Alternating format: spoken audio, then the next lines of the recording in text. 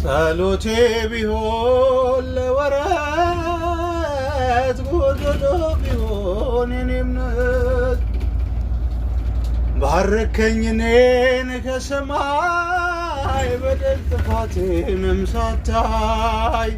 ቀባኸኝ ጠርተኸኝ ከዱር ሰጠኸኝ ከፍ ያለ ወንበር ሳይኖረኝ አንድም በጎነት ባረከኝ በእጅ በረከት እኔ አንተ ቤት የምቆም ሰው አይደለሁም ግን ፍቅር ነህ ለዘላለም የሚመስል ማንም የለም ግን ፍቅር ነህ ለዘላለም የሚመስል ማንም የለም